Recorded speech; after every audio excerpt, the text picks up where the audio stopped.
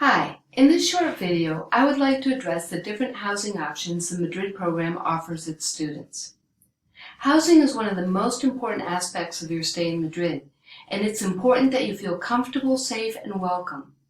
Our housing coordinator, Mickey de Miguel, is dedicated to finding the best options for all the program participants, as it forms an essential part of the experience. All students are required to live in program-provided housing. You will choose to either live in a student residence or with a host family. All available options are located in central neighborhoods of Madrid with good public transportation to the universities. There's no on-campus housing available for our students. Regardless of the placement, you will not have curfews or restricted mobility, and likewise will not be able to invite guests over to stay.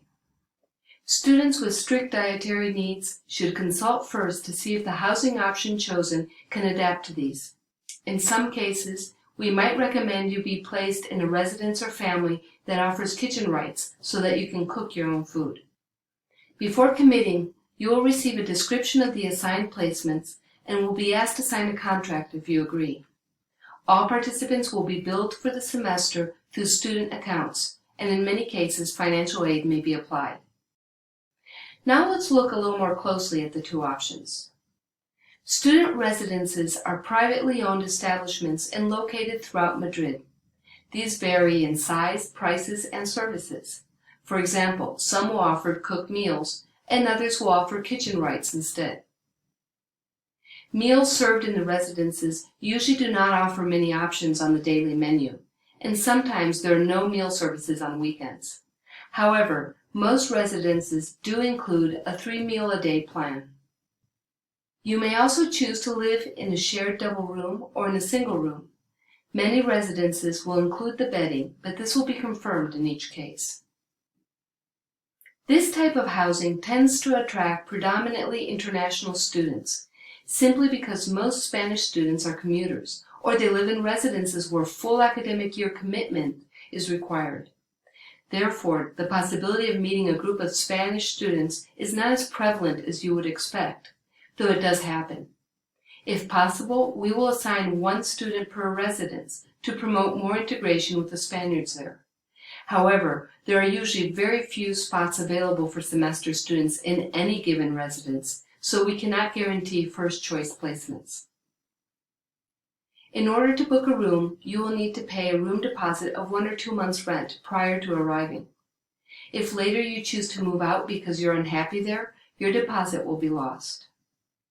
All terms and expenses will be explained in the individual contract you receive before committing to a residence.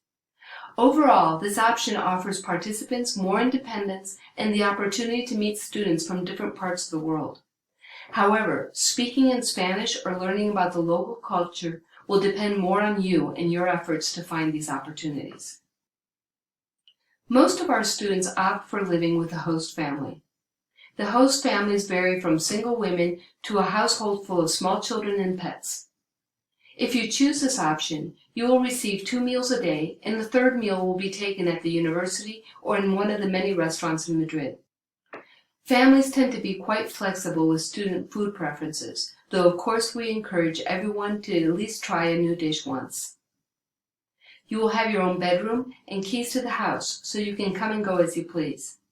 Only one student will be assigned to a home. Among other advantages of living with a host family is the fact that they're usually dedicated to the well-being of the student, from including them in the family activities, caring for them when they're sick, or simply talking to them on how their day went. Most students confirm that it is in the host family setting where they consistently speak more Spanish, learn more about the local culture, and try a larger variety of Spanish cuisine. However, it also requires that you make an effort to adapt to the household norms and integrate with the family. We do not want you to feel like just a boarder. Should you need to move, in normal circumstances, there will be no financial penalization as with the residences.